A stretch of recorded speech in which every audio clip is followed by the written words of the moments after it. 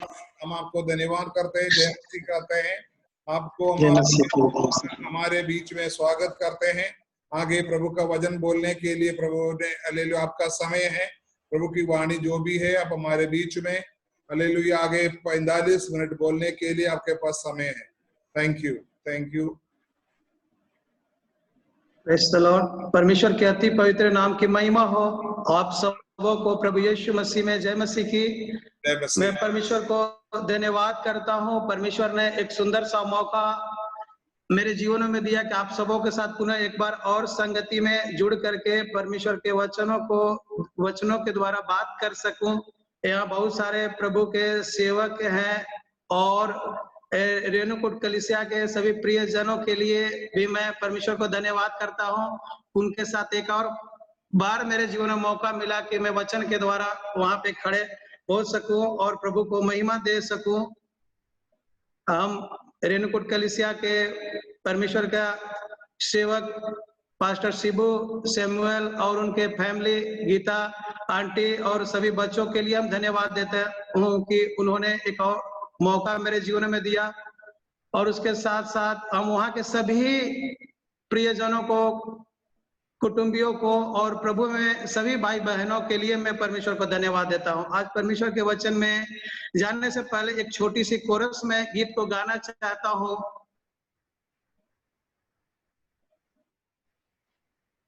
वो गीतों के द्वारा परमेश्वर आप सबों को छूने पाए और परमेश्वर की उपस्थिति को महसूस करने पाए। और उसके बाद हम परमेश्वर के वचन में जाएंगे। जो परमेश्वर ने वचन को बोलने के लिए मुझे प्रेरणा दिया है, वचनों को मैं रखना चाहता हूँ। उससे पहले एक छोटी सी गीत को मैं गाना चाहता हूँ।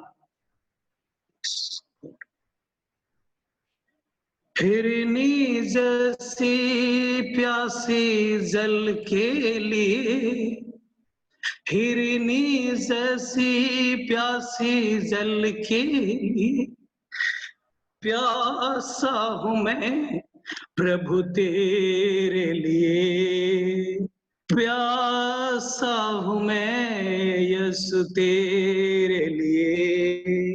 ओ जीवन का जल दे मुझको, जीवन का जल दे मुझको, जीवन मेरा यीशु तेरे लिए, जीवन मेरा यीशु तेरे लिए।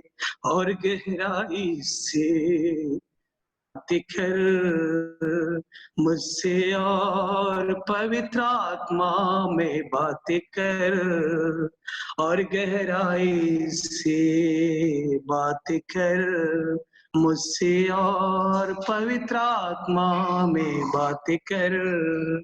बिगड़ा हुआ एक बर्तन हूँ मैं, बिगड़ा हुआ एक बर्तन हूँ मैं, खा आत्मा से तू बना दे नया, आत्मा से तू बना दे नया। तू है कुम्हार, तेरे हाथों में मैं आदर का पात्र बना दे मुझे, आदर का पात्र बना दे मुझे।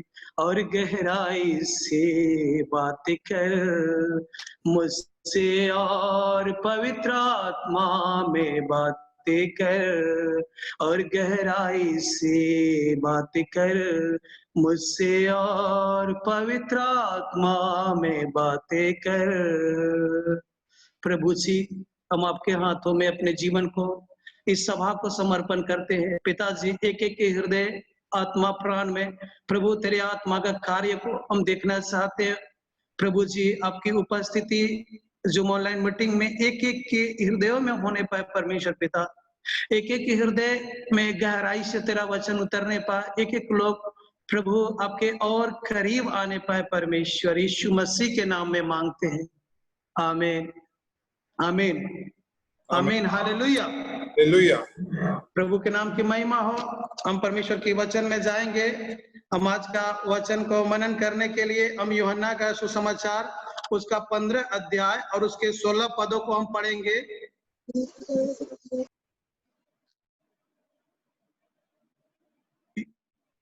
कोई एक जन पढ़ने में मदद कीजिए। यूहन्ना का सुसमाचार 15 अध्याय और उसके 16 पद।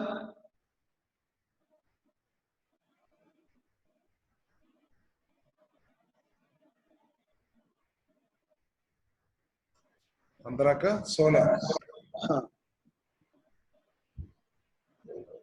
तुमने मुझे नहीं चुना, परंतु मैंने तुम्हें चुना है और तुम्हें ठहराया ताकि तुम जाकर फल लाओ और तुम्हारा फल बना रहे, कि तुम मेरे नाम से जो कुछ पिता से मांगे वह तुम्हें दे। आमीन। परमेश्वर के नाम की महिमा हो। ये वचन हम बहुत बार सुने हैं, मनन किए हैं, पढ़ते हैं। परमेश्वर का वचन में यहाँ पे यीशु मसीह स्वयं अपने शिष्यों से जो वार्तालाप कर रहे, कह रहे हैं, तुमने मुझे नहीं चुना परंतु मैंने तुम्हें चुना है। चुनाव जो है परमेश्वर का, पहले हमने परमेश्वर को चुना नहीं, परमेश्वर ने हमें चुना। हम कहीं पे अंधकार में, पाप में, दलदल में, नाना प्रकार के संसार के आकर्षणों में पड़े थे, वहां से परमेश्वर ने हमें चुना। और उसके आगे कहता है कि सिर्फ चुना ही नहीं, मैंने तुम्हें नियुक्त किया। एक अयोग्य व्यक्ति जो पाप और दलदल और अधार्मिक कामों में पड़ा हुआ था, वहां से परमेश्वर कहता है कि मैंने तुम्हें चुना, और चुन करके सिर्फ यूं ही तुम्हें छोड़ नहीं दिया, किसी संसार के कोने में तुम्हें डाल नहीं दिया, मैंने तुम्हें नियुक्त भी किया, अर्थात ठहराया। उसके साथ साथ परमेश्वर कहता है कि तुम जाकर फल लाओ और तुम्हारा फल बना रहे। यहाँ पे तीसरी बात है, पहली बातें जो है चुनाव जो है वो परमेश्वर का है, दूसरी बात है हमें नियुक्त किया है, हमें ठहराया है। हम कोई साधारण व्यक्ति नहीं। जो ऑनलाइन मीटिंग में जुड़े हुए सभी भाई बहनों को मैं बताना चाहता हूं कि आप जो साधारण नहीं है, परमेश्वर के राज्य के लिए आप एक अलौकिक पर्सन है, यूनिक पर्सन है। आपको परमेश्वर इस संसार से निकाल करके अपने लिए अनमोल प्रजा, अपना बेटा और बेटी करके, अपने लहू के द्वारा खरीद करके आपको नियुक्त किया है। और उसके साथ साथ तीसरी बात यह रहता है कि तुम जाकर फल लाओ और तुम्हारा फल बना रहे। हमें सिर्फ जा करके फल लाने के लिए सिर्फ नहीं कहता है, वो कहता है कि तुमको फल लाना भी है और वो फल तुम्हारे जीवन में बना रहना चाहिए, वो फल तुम्हारे जीवन से झड़ना नहीं चाहिए। हालेलुया। यहाँ पे हमारा वचन का मेन फोकस रहेगा इसमें फल लाना। चुनाव और नियुक्त ये दो विषय अलग है, लेकिन यहाँ पे तीसरी विषय जो है यहाँ पे फल लाना और वो फल बना रहे। इस विषय के ऊपर हम आज बात करना चाहते हैं, जो परमेश्वर ने हमें बोलने के लिए प्रेरित किया। तो यहाँ पे जो मुख्य बातें हैं, फल लाना।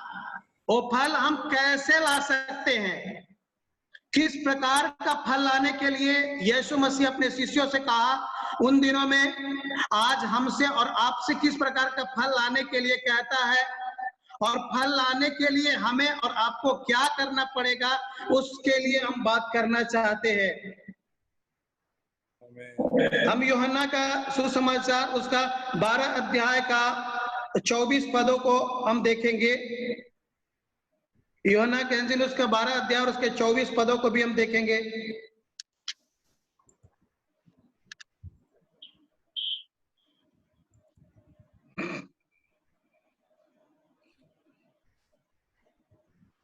मैं तुमसे सच सच कहता हूं कि जब तक गेहूं का दाना भूमि में पड़कर मर नहीं जाता वह अकेला रहता है, परंतु जब मर जाता है तो बहुत फल लाता है। आमीन। यहाँ पे देखिए, फल लाने के लिए परमेश्वर का वचन में, यहाँ पे प्रभु यीशु मसीह का वचन में प्रिय यूहन्ना प्रभु का शिष्य पवित्र आत्मा के द्वारा लिखवाता है कि फल लाना है, लेकिन फल लाने के लिए पहले हमारे जीवन में कुछ करना है। प्रियो, हम सबको जीवन में परमेश्वर फल को देखना चाहता है, वो फल को लाना है, लेकिन उससे पहले हमें कुछ करना पड़ेगा। क्या करना पड़ेगा? उसके लिए यहाँ पे परमेश्वर की आत्मा बताता है कि मैं तुमसे सच सच कहता हूं कि जब तक गेहूं का दाना भूमि में पड़कर मर नहीं जाता, अर्थात अगर हमें फल लाना है तो फल लाने के लिए हमको गेहूं के दाने के समान हमें मरना पड़ेगा। और यहाँ कहता है कि जब तक वह भूमि में पड़कर मर नहीं जाता, वह अकेला रहता है। एक दाना जो भूमि में, अब कोई भी दाना हो, चाहे गेहूं हो, मक्का हो या किसी और प्रकार के अनाज हो, एक सूखा दाना होता है। अगर उसको जमीन में अब डालेंगे, वो भूमि में पड़ता है, वो सड़ता है, गलता है, मर जाता है, वो आप अकेला रहता है। तब तक जब तक वो मरता नहीं है तब तक वो अकेला रहता है। वो जब मर जाता है, मरने के बाद नीचे से कोपले के समान एक छोटा सा पौधा के रूप में ऊपर उठता है। ऊपर उठने के बाद उसमें थोड़े और बड़े वो पौधा होता है। उसके बाद फिर उसमें कोपले निकलते हैं, पत्ते आते हैं, फिर उसके अंदर फूल लगते हैं। फूल आने के बाद जो है उसके अंदर थोड़े फल आते हैं। वो फल कुछ समय तक वो कीड़े मकोड़े या जंगली जानवर हो गया, छोटे छोटे कीट पतंगों से उसको बचाना रहता है, तब जाकर के वो फल आता है। और जब वो फल लाता है तो आप अकेला नहीं रहता है, वो फल वो अपने साथ 100 गुना से भी ज्यादा फल लाता है। जब तक हम प्रियो मरेंगे नहीं। अब मरना है तो किस प्रकार से मरना है, या फल लाने के लिए यहाँ पे वचन में मरने की बारी आती है। तो मरना है तो हमें कहाँ पे मरना है, किस प्रकार से मरना है। हम गलातियों के पुस्तक उसका 2:20 में हम पढ़ते हैं कि मैं प्रिय पौलुस कहता है कि मैं मसीह के संग क्रूस पर चढ़ाया गया हूं, अब मैं जीवित नहीं रहा पर मसीह मुझ में जीवित है। फल लाने के लिए मरना पड़ता है। पौलुस अपने जीवनों में यीशु के लिए, जब दमस्कुस के मार्ग में यीशु मसीह के साथ एक अच्छा साक्षात्कार हुआ, उसके बाद वो अपने जीवन को प्रभु के लिए, इस संसार के लिए, संसार की अभिलाषाओं के लिए, शरीर की अभिलाषा के लिए, जीविका के घमंड के लिए वो मर गया। और वहां से वो जी जब उठा तो प्रभु के लिए जिया, यीशु के लिए जिया, परमेश्वर के वचन के लिए जिया, प्रभु के आत्माओं के लिए जिया। जब हम बहुत बार जीवन में, हमारे जीवन में फल आता है, फूल आता है, वो फल के रूप में जब बढ़ना शुरू हो जाता है हमारे जीवनों में, वो जो है स्वभाव जो हमें फल लाने से रोक देता है, वो फल को बने रहने से रोक देता है। प्रियो, हमारे अंदर जो है, बहुत बार हम प्रभु को ग्रहण करने के बाद, प्रभु को जानने के बाद, प्रभु के विश्वास में आने के बाद, हमारे अंदर आज भी वो क्रोध के स्वभाव, ईर्ष्या के स्वभाव, छोटी छोटी बातों में क्रोध करके झगड़ा करने का स्वभाव, गाली गलौज देने का स्वभाव, हम प्रभु को जानने के बाद, उद्धार करता यीशु को ग्रहण करने के बाद हमारे जीवन में बहुत बार ये सारी चीजें आ जाता है जो हमें मसीह का फल को लाने से हमें वंचित कर देता है, रोक देता है, हमारे जीवन में रुकावट डाल देता है, ताकि हम मसीह के लिए एक फ्रूटफुल, एक फल देने वाला एक पेड़ न बन सको।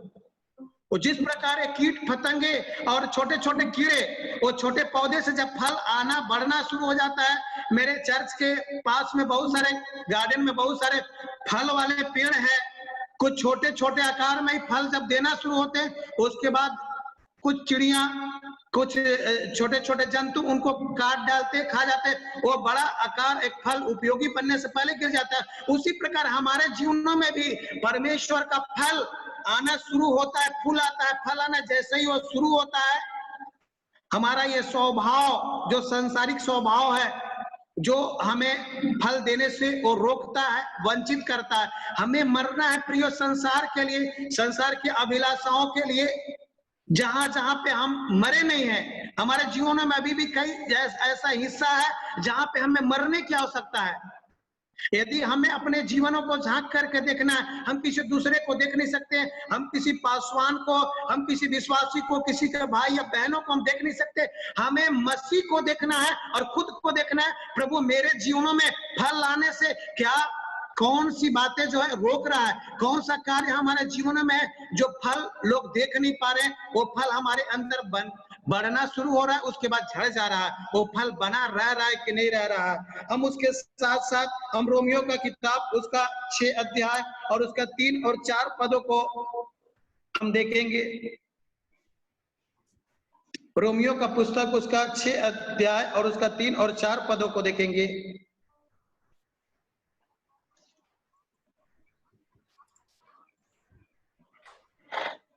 क्या तुम नहीं जानते कि जितनों ने मसीह यीशु का बपतिस्मा लिया तो उसकी मृत्यु का बपतिस्मा लिया।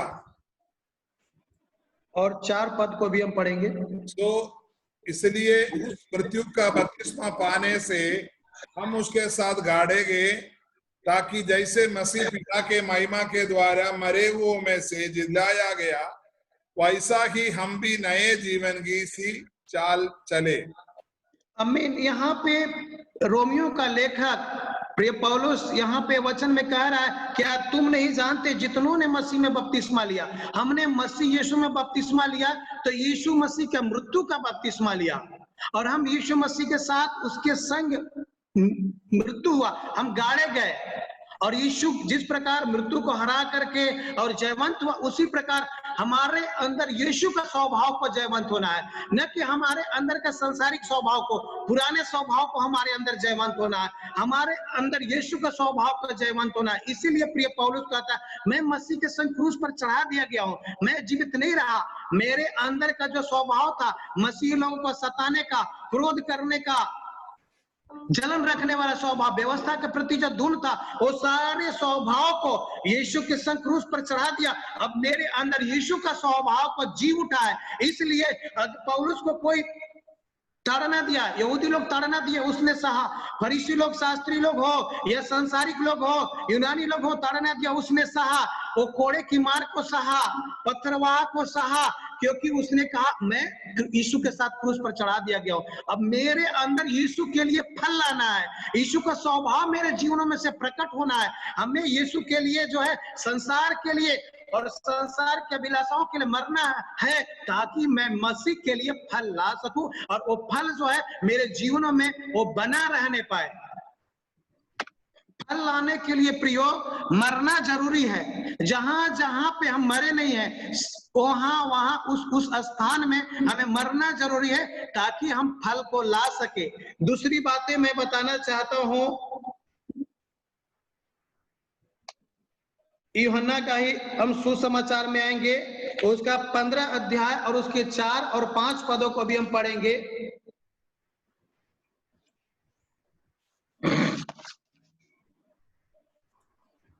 यूहन्ना का सुसमाचार उसका 15 अध्याय और उसके 4 और 5 पदों को भी हम पढ़ेंगे। तुम उसमें बने रहो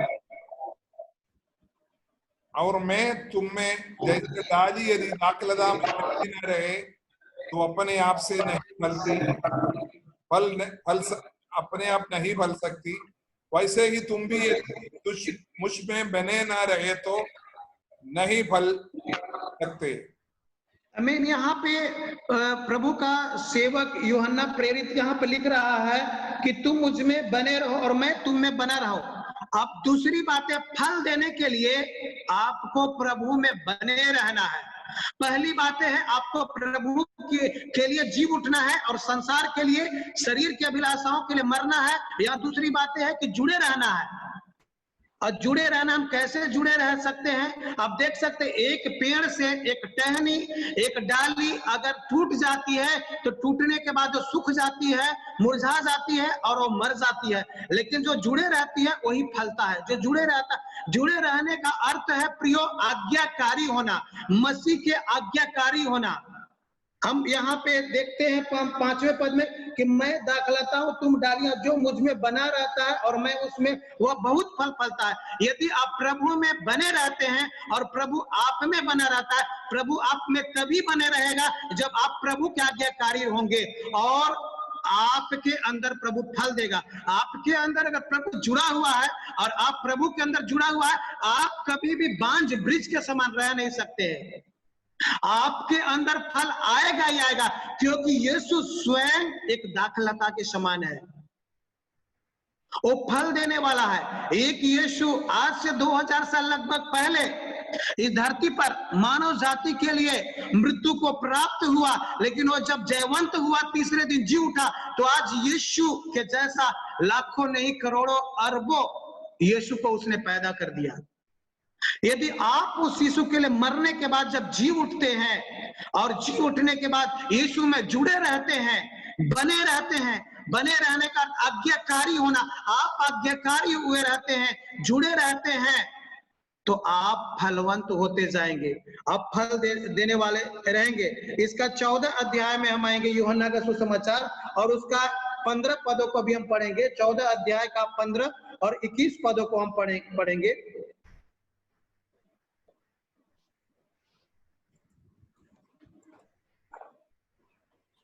यदि तुम मुझे प्रेम रखते हो तो मेरी आज्ञाओं को मानोगे। और इसका 21 पदों को भी, मेरे जिसके पास मेरी आज्ञा है और वह उन्हें मानता है, वही मुझसे प्रेम रखता है, और जो मुझसे प्रेम रखता है उससे मेरी पिता प्रेम रखेगा, और मैं उससे प्रेम रखूंगा और अपने आप को उस पर प्रकट करूंगा। आमीन। यहाँ पे प्रभु यीशु मसीह कहते हैं जुड़े रहने के लिए, बने रहने के लिए, करे यदि तुम मुझसे प्रेम रखते हो। यह प्रेम रखने का अर्थ है जुड़े रहना, जुड़ाव। हम जिस भी भाई से, बहन से, कुटुंबी से, कलीसिया से या परिवार से यदि हम प्रेम रखते हैं, तो अर्थात है हमारा उनके साथ एक जुड़ाव है, एक संबंध है। उसी प्रकार यहाँ कर यदि तुम मुझसे प्रेम रखते हो तो मेरी आज्ञाओं को मानोगे। और इसका 21 पद में लिखे, जिसके पास मेरी आज्ञा है। आपके पास परमेश्वर का वचन है, आपके पास परमेश्वर की आज्ञा है, आप उस आज्ञा को प्रिय मानते हैं, तो ये सिद्ध आप करते हैं कि आप प्रभु के साथ जुड़े हुए हैं। और यदि आप प्रभु के साथ जुड़े हुए हैं तो आप फल दे रहे हैं, और आपका फल लोग देखेंगे। यहाँ पे बोलता है वही मुझसे प्रेम रखता है, और जो मुझसे प्रेम रखता है उससे मेरा पिता प्रेम रखेगा। और आपसे जब पिता प्रेम रखेगा तो आप फल स्वतः ही देना शुरू कर देंगे, क्योंकि आपसे प्रभु प्रेम रखता है, आपसे परमेश्वर पिता प्रेम रखता है, परमेश्वर का वचन आप में बना हुआ है, आप प्रभु के साथ जुड़े हुए हैं, पवित्र आत्मा आपके अंदर निवास कर रहा है। आप हो नहीं सकते कि बगैर फल के आप रहे। आपके अंदर फल स्वतः ही आना शुरू हो जाएंगे।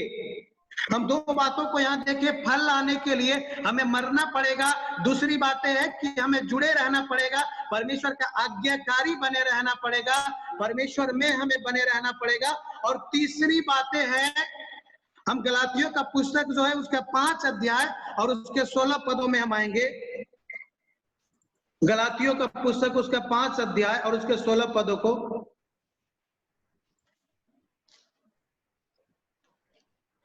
पर मैं कहता हूं, आत्मा के अनुसार चलो तो तुम शरीर की लालसा किसी रीति से पूरी न करेगा। आमीन। यहाँ पे गलातियों का लेखक प्रिय पौलुस, यहाँ पे एक बहुत ही सुंदर पत्री है गलातियों का पुस्तक। मेरे जीवन को भी वो कन्वर्ट करने वाला एक पत्री है, जिसको मैंने बार बार पढ़ता हूँ, बार बार उस वचनों को मैंने उस पुस्तक को देखा, मेरे जीवनों को बहुत ही आशीष का कारण हुआ है। आप जब उसको गहराई के साथ मनन करेंगे, पढ़ेंगे, आपके जीवनों में भी बहुत सारी बातों को देगा। यहाँ पे तीसरी बातें जो है गलातियों का पुस्तक में यहाँ पे कह रहा है कि आत्मा के अनुसार चलो, तो शरीर की किसी भी क्रियाओं को आप पूरा नहीं कर पाओगे। अर्थात तीसरी बातें है आत्मा के अनुसार चलना। पहली बातें है मरना शरीर के लिए, संसार के लिए और शारीरिक अभिलाषाओं के लिए। दूसरी बात है परमेश्वर के साथ जुड़े रहना है, एक दाखलता में डाली के समान जुड़े रहना है, बने रहना, आज्ञाकारी होना है। तीसरी बात है कि आत्मा के अनुसार चलना। आत्मा के अनुसार वही व्यक्ति चल सकता है जिसके अंदर परमेश्वर का वचन है। जो परमेश्वर की आवाज को सुन रहा है, जो परमेश्वर के साथ नित्य संगति में बना रह रहा है। और उसका 8वें अध्याय, हम रोमियो का 8 अध्याय और उसके 14 पदों में भी लिखा हुआ है, इसलिए कि जितने लोग परमेश्वर के आत्मा के चलाए चलते हैं वही परमेश्वर के पुत्र है। जितने लोग परमेश्वर के आत्मा के चलाए चलते हैं वे ही परमेश्वर के पुत्र हैं, क्योंकि परमेश्वर का पुत्र यीशु मसीह जब इस पृथ्वी पर मानव जाति के कल्याण के लिए, मानव जाति के उद्धार के लिए, पाप में फंसे हुए लोगों के लिए, अदन की वाटिका से जो रिश्ता खराब हुआ था वो क्रूस पर जीवन देने तक यीशु मसीह उस रिश्ते को बेहतर करने के लिए एक आज्ञाकारी परमेश्वर का बेटा रहा, एक पवित्र आत्मा के चलाए चलने वाला परमेश्वर का बेटा रहा। उसी प्रकार से यहाँ पे परमेश्वर का वचन में रोमियो का लेखक कहता है कि जितने लोग परमेश्वर के आत्मा के चलाए चलते हैं, आप सभी लोगों से परमेश्वर ये चाहता है कि आप अगर परमेश्वर के आत्मा के चलाए चलते हैं तो आप परमेश्वर का बेटे हैं, और आपके अंदर भी वही फल लगेगा जो यीशु मसीह के अंदर, वो फल को आप देख सकते हैं। यीशु मसीह के समान आप प्रिय पौलुस के जीवन में वो बहुत सारे फलों को आप देख सकते हैं। और उसके साथ साथ हम गलातियों का पुस्तक में पुनः आएंगे, हम उसके गलातियों का 5 अध्याय और उसके 22 और 23 पदों में भी हम पुनः आएंगे।